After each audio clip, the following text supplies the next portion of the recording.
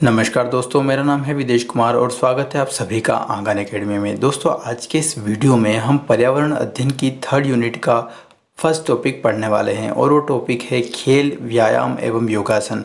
और इस टॉपिक में आज सबसे पहले हम पढ़ेंगे खेल के बारे में। तो सबसे पहले हम देखते हैं खेल की परिभाषा क्या है। तो फ्रेंड्स, खेल बच्चों की स्वाभाविक क्रिया है। यह एक संगठित, प्रतिस्पर्धात्मक एवं प्रशिक्षित गतिविधि है। इसमें प्रतिबद्धता एवं निष्पक्षता पाई जाती है। अब इसका विश्लेषण करते हैं। जो खेल होता है वो बच्चों की स्वाभाविक क्रिया है, यानी जब बच्चे छोटे से बड़े होते हैं तो उन्हें कोई खेलना सिखाता नहीं है, बल्कि वे खिलौनों से खुद ही खेलना सीख जाते हैं। वे उनके साथ बातें करना सीख जाते हैं, उन्हें खिलौनों को तोड़ना फोड़ना सीख जाते हैं। यानी कुल मिलाकर वो खुद ही उन खिलौनों से खेलना सीख जाते हैं। यह उनकी स्वाभाविक क्रिया होती है। अब आगे हम बात करते हैं कि यह एक संगठित गतिविधि है। अब संगठित क्यों? क्योंकि जो खेल होते हैं वो कई सारे खेल ऐसे ही होते हैं जिनको टीम के साथ खेला जाता है। उनकी एक टीम बनाकर खेली जाती है, यानी एक संगठन बनाया जाता है, इसलिए एक संगठित गतिविधि है। साथ ही यह एक प्रतिस्पर्धात्मक गतिविधि भी है। प्रतिस्पर्धात्मक का अर्थ क्या है? क्योंकि कई सारे जो खेल होते हैं उनमें एक तरह का कंपटीशन होता है टीमों के बीच में। और अभी तो आईपीएल चल रहा है, तो आप इसको काफ़ी अच्छे से रिलेट कर पाएंगे। और साथ ही एक प्रशिक्षित गतिविधि है। इसका अर्थ ये है कि जितने भी खेल होते हैं, आज जो बड़े बड़े खेल है, क्रिकेटर्स हैं, है ना, और फुटबॉल है, इन सब के लिए पहले एक ट्रेनिंग ली जाती है, एक प्रशिक्षण लिया जाता है, इसलिए ये एक प्रशिक्षित गतिविधि है। और यह एक प्रतिबद्धता, इसमें जो प्रतिबद्धता और निष्पक्षता पाई जाती है। आगे हम बात करते हैं खेलों के प्रकार के बारे में। तो फ्रेंड्स, अब तक तो आपने यही सुना है कि खेल इंडोर गेम्स होते हैं और आउटडोर गेम्स होते हैं, लेकिन खेलों के और भी कई सारे प्रकार होते हैं। अब हम देखते हैं कुछ खेल ऐसे होते हैं मुक्त खेल। मुक्त खेल का अर्थ ये होता है कि उन खेलों में किसी प्रकार के कोई नियम कानून नहीं होते हैं। जैसे आपने कभी खेला हो तो एक खेल ऐसा होता है जिसमें कुछ लोग होते हैं, कुछ बच्चे होते हैं और वो एक कपड़े की बॉल बना लेते हैं और उस बॉल से जिसको भी मन में आता है उसको मार दिया जाता है उस बॉल से। यानी उसमें किसी प्रकार का कोई नियम नहीं होता है, तो वो एक प्रकार का मुक्त खेल है। वहीं इसके विपरीत होता है, वो होता है संरचनात्मक खेल, यानी वो खेल जिसका एक पूरा स्ट्रक्चर बनाया जाता है, पूरे उसके नियम कानून बनाए जाते हैं कि किस तरह से, जैसे क्रिकेट हो गया, किस तरह से फील्डिंग की जाएगी, किस तरह से बैटिंग की जाएगी, बॉलर किस तरह से बॉल को फेंकेगा, क्या नियम कानून। तो वो एक संरचनात्मक खेल होता है। आगे बात करते हैं, कुछ होते हैं बाहरी खेल, जो घर से बाहर यानी मैदानों के अंदर खेले जाते हैं, जैसे आपका क्रिकेट हो गया, फुटबॉल हो गया, कबड्डी वगैरह हो गया। और कुछ होते हैं भीतरी खेल, जो घर के भीतर ही खेल लिए जाते हैं, जैसे कैरम है, लूडो, सांप सीढ़ी वगैरह। अब कुछ खेल होते हैं व्यक्तिगत खेल, जिन्हें कुछ व्यक्ति मिलकर या एक से दो व्यक्ति ही मिलकर उन खेलों को खेलते हैं, जैसे आपका कैरम, सांप सीढ़ी, ये कुछ व्यक्तिगत खेल में। कुछ ऐसे खेल होते हैं जैसे सामूहिक खेल, जिसमें समूह की आवश्यकता होती है। जैसे क्रिकेट में 11 खिलाड़ियों की आवश्यकता होती है, फुटबॉल में 11 खिलाड़ियों की आवश्यकता होती है, इसी तरह खो खो में 9 खिलाड़ियों की आवश्यकता होती है। अब कुछ खेल होते हैं ओजस्वी खेल, यानी जिसमें कुछ प्रतीकात्मक कार्य होते हैं, जैसे आपका कबड्डी एक तरह का ओजस्वी खेल है, क्योंकि उसमें सामने वाले को हरा कर जीतना है, उसे उसमें मारना है, पीटना है, इस तरह के कार्य भी उसके अंदर कर दिए जाते हैं। तो वो एक प्रकार का ओजस्वी खेल हो गया। और कुछ खेल होते हैं वो शांत खेल होते हैं। ठीक है, शांत खेल यानी वो बिल्कुल शांति से खेल लिए जाते हैं, जैसे कैरम, ये एक तरह का शांत खेल है। अब बात करते हैं संवेदी क्रियात्मक खेल, यानी इसमें सामने वाले की संवेदनाओं को ध्यान में रखा जाता है और उसकी संवेदनाओं और उसकी क्रियाओं को ध्यान में रखकर ही प्रतिक्रियाएं दी जाती है, जैसे क्रिकेट, फुटबॉल वगैरह। और कुछ होते हैं प्रतीकात्मक खेल, इसमें फिर हम कबड्डी का ही उदाहरण लेंगे। कबड्डी एक प्रकार का प्रतीकात्मक खेल होता है। अब फ्रेंड्स, आगे हम देखते हैं कि इंडोर गेम्स और आउटडोर गेम्स कौन से होते हैं। तो सबसे पहले हम बात करते हैं इंडोर गेम्स के बारे में।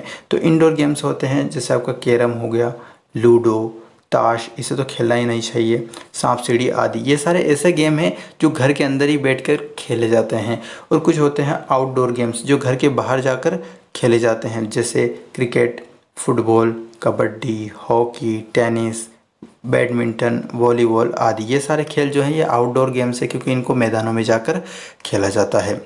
अब हम बात करते हैं कि खेल हेतु कौन कौन सी उपयुक्त परिस्थितियां होनी चाहिए, उन परिस्थितियों में उस खेल को खेला जाता है। तो हम सभी परिस्थितियों को जानते हैं।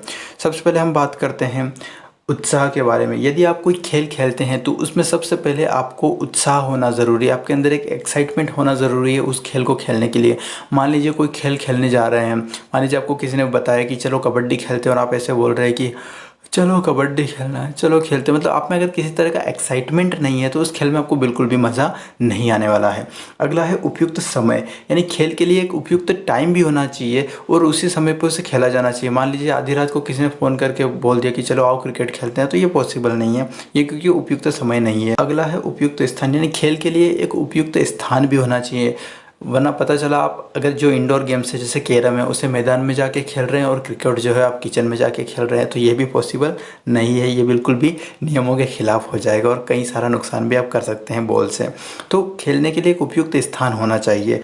अगला है नियमों का ज्ञान, यदि आप कोई खेल खेल रहे हैं तो उस खेल से संबंधित जितने भी नियम एवं कानून हैं उनके बारे में आपको पता होना चाहिए। जितने भी रूल्स एंड रेगुलेशंस उस खेल के अंदर, जितनी भी कंडीशंस वगैरह हैं, वो उन सभी का आपको नॉलेज होना चाहिए। जैसे आप यदि क्रिकेट खेल रहे हैं तो आपको पता होना चाहिए बॉलिंग क्या होती है, बैटिंग क्या होती है, फील्डिंग कैसे करते हैं, राइट, स्टंप क्या होते हैं, किस तरह से रन बनाए जाते हैं, छक्का क्या होता है, चौका क्या होता है, तो इन सभी के बारे में आपको जानकारी होनी चाहिए। पता चला आप बॉलिंग करने जा रहे हैं, आपको पता नहीं बॉलिंग कैसे करते हैं और आप बॉल लेके कहीं भी किसी के भी खोपड़ी पे मारे दे रहे हैं, तो ये इस तरह से खेल नहीं खेले जाते। खेलों के लिए आपको उनके नियमों का निश्चित ज्ञान होना चाहिए। आगे बात करते हैं, पर्याप्त खिलाड़ी होने चाहिए। मान लीजिए कि आप कैरम खेलने बैठे हैं और आप 11 खिलाड़ियों को इकट्ठा करके बैठ गए, तो नहीं, ये पर्याप्त खिलाड़ी उसके लिए नहीं है, क्योंकि उसमें सिर्फ 2 खिलाड़ियों की आवश्यकता होती है। और जैसे यदि आप क्रिकेट खेलने जा रहे हैं तो आप 2 लोगों को साथ लेके जा रहे हैं, तो वहाँ भी क्योंकि क्रिकेट में तो 11 खिलाड़ियों की आवश्यकता होती है, तो पर्याप्त खिलाड़ी होना भी ज़रूरी है।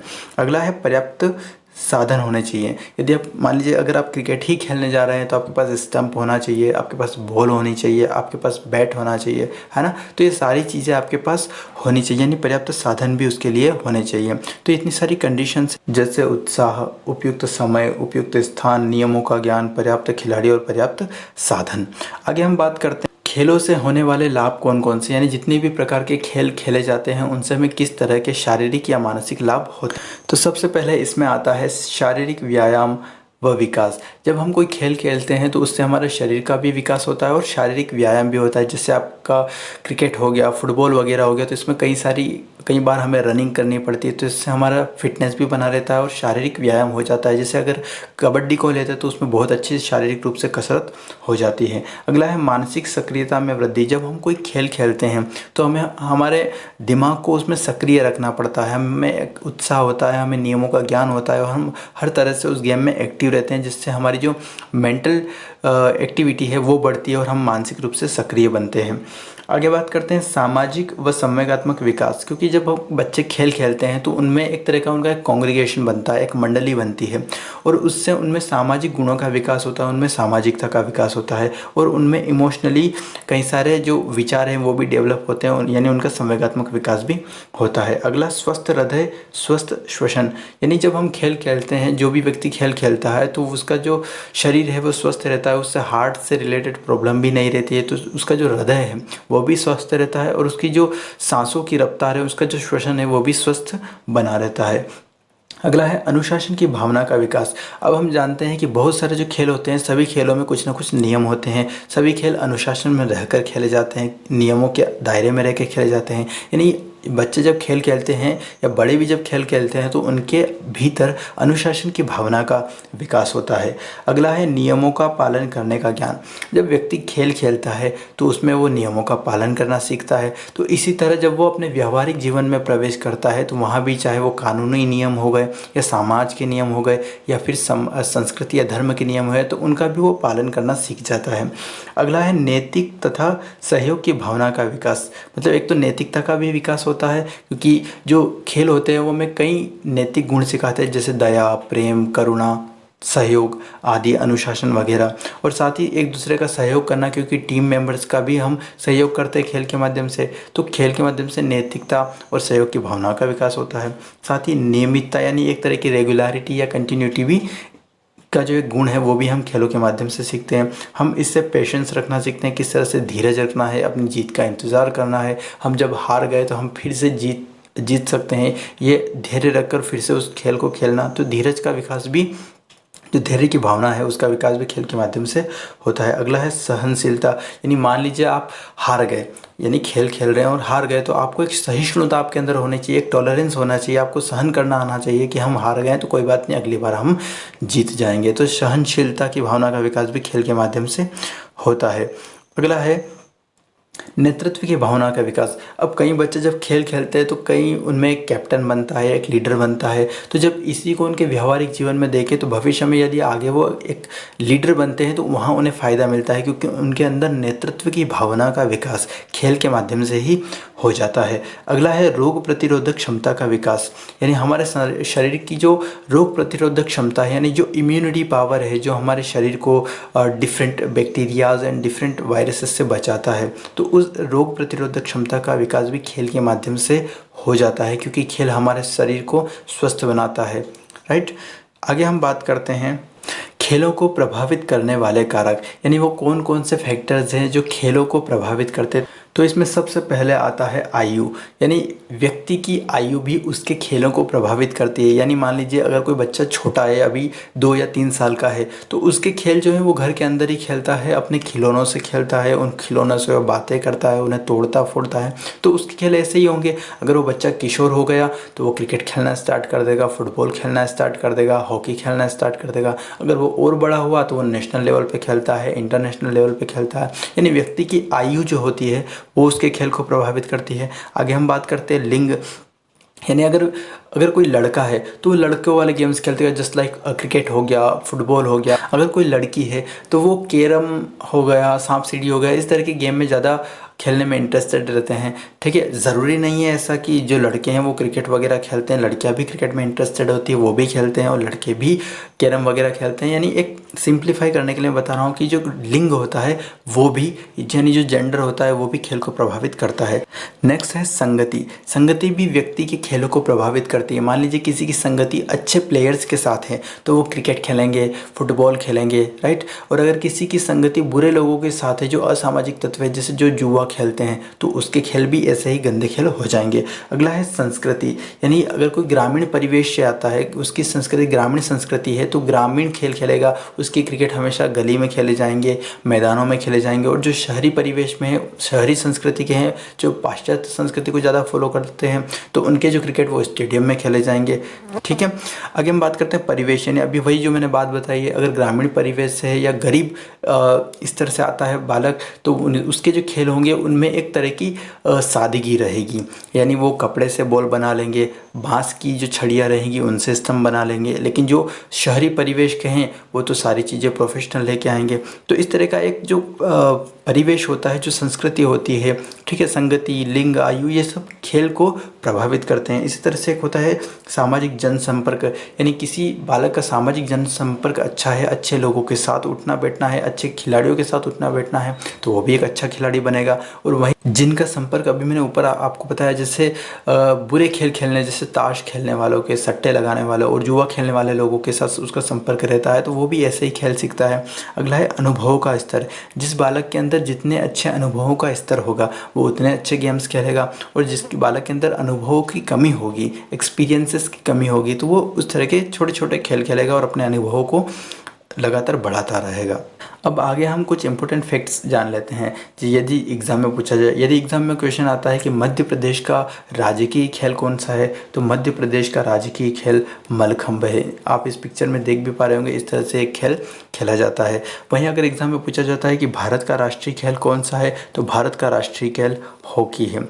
और एक और क्वेश्चन कि राष्ट्रीय खेल दिवस कब मनाया जाता है, तो ध्यान रखिएगा, राष्ट्रीय खेल दिवस 29 अगस्त को मनाया जाता है। अब आगे हम खेल से संबंधित कुछ पुरस्कारों के बारे में बात कर लेते हैं। नंबर 1 पर आता है द्रोणाचार्य पुरस्कार।